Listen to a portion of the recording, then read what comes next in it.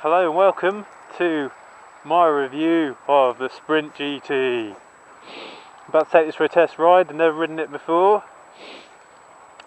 Sorry if I'm sniffing, but it's feckin' cold today.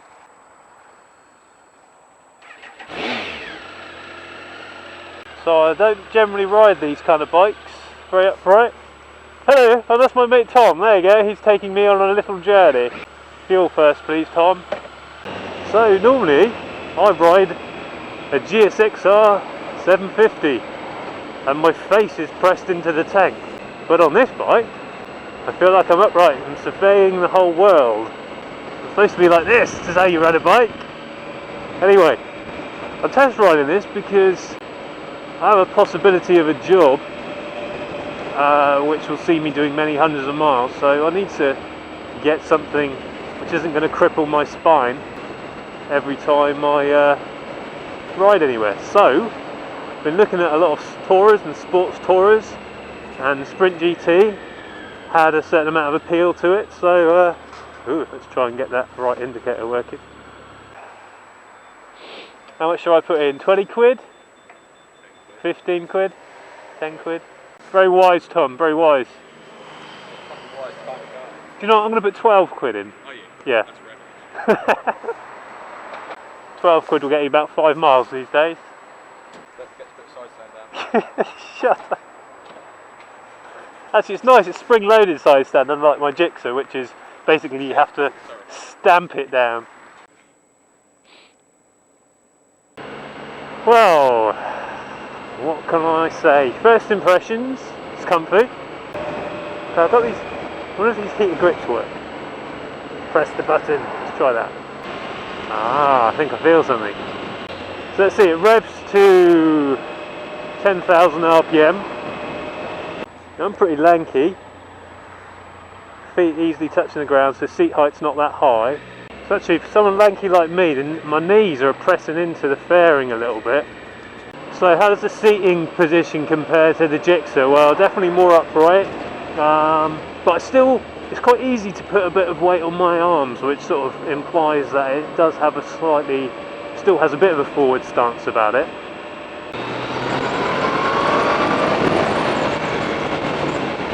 That was satisfying. Didn't even crank it open all the way, that was just a little twist. So we've got an Analogue Speedo. I do like Analogue Speedo. It's a bit hard to read though. I remember reading that, and yeah, glancing down at it, you can't really see the numbers. I suppose you'd get used to that. As someone who's never even looked at the Speedo before, might as well start doing that now. I can't easily tell what speed I'm doing. So mirrors.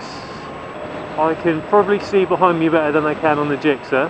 They stick out a little bit further, even though I've got aftermarket mirrors on the Gixxer. But overall visibility behind me is pretty good. Throttle, not too snatchy. Actually it has some nice sort of immediate torque, which I suppose you get from the 1+ litre engine. Whereas the Gixxer, it's got a little bit of a pickup, because obviously most of the power's in the higher RPM. There goes Tom.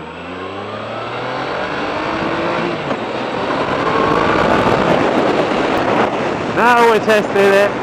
I mean, the roads are filthy today, so that's not the best conditions, but I suppose you could argue they're good test conditions.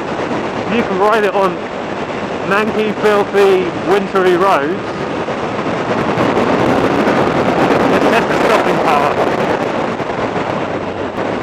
Not too bad. Try again.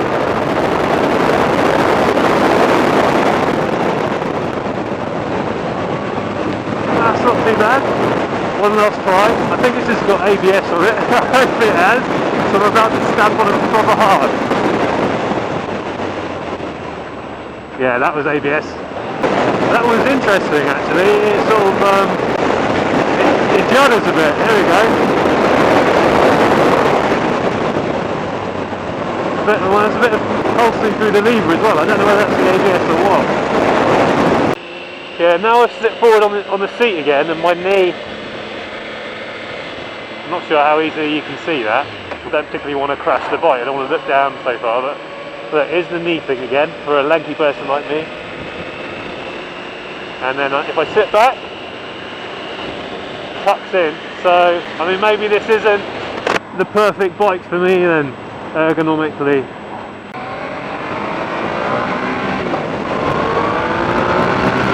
That's pulled pretty well then, have to admit. Sure it sounds like through a tunnel.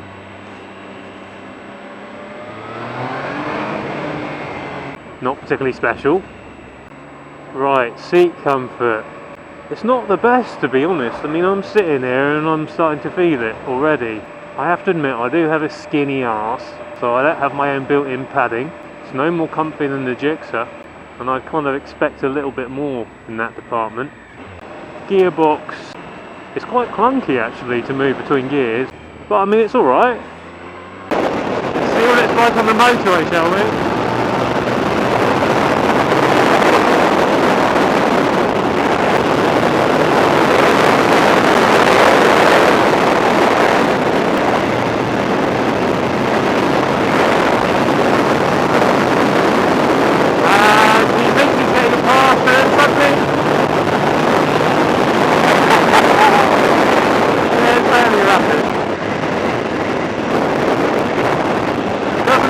Power in the same way that the Gixxer does, so you don't have that hard top end kind of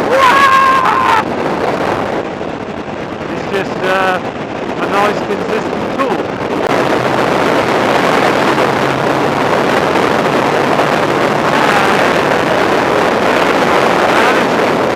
So let's look at the V-Strom. It's got a big old screen that goes pretty much up to the bottom of his visor, or halfway up his visor, and it is pretty comfortable there. My screen comes up to my nipples that are pushed, and that's why I'm kind of getting rusted around. And if I get down here, it's fine. It's sitting on the motorway, I'm not sure I'd be happy with this, to be honest. You know, I think I could quite happily ride this bike. There's nothing glaringly negative about it. The screen is not great if you really do want it for touring rather than sport. And let's face it, it's a GT, so I mean it's sold as a bike that is for lots of touring but still keeping that sporty feel. And I can kind of see where they're coming from with that. But I mean, if I was doing motorway miles, I'd want a bigger screen on it. Stopping there, are we?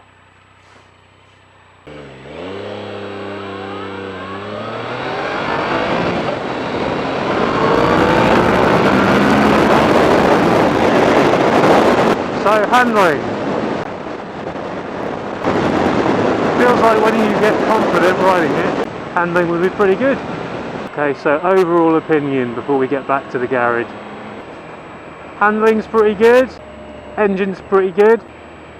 There's nothing wrong with this bike at all, but for me personally, it's not very good for my knees because I'm lanky. So ergonomically, I couldn't buy this bike because I'd be uncomfortable. The screen isn't very good for motorway riding if you want to keep the wind off. I mean, it's not really doing anything for me. It's about the same as the GSXR. I have a slightly larger screen on my GSXR, but you know, it's not great. So it's a good bike, but it's not for me, and as discussed with Tom, I'm going to go and sit on a Tiger when I get back to the showroom, and if that seems to be more comfortable for me, then I will book a test ride on one of those. So if someone gave me this bike and said, right, let's swap over and you do a couple of 100 miles on it on some touring holiday, I'd have no problems with that at all. Even with my knees being a bit in a weird place, it's not the end of the world, and it's not that uncomfortable, but my knees are kind of like knocking against the fairing. But everything else about it, I'd be more than happy to ride it, and I reckon on a nice, dry, warm day, I'd have the confidence to get this round the corners pretty fast. The brakes are pretty good, but the ABS felt a bit funny. But yet the seat is still quite high off the. It's still quite high seat. So you need to have reasonably long legs to be comfortable touching the ground. You know, it's no good for a short arse.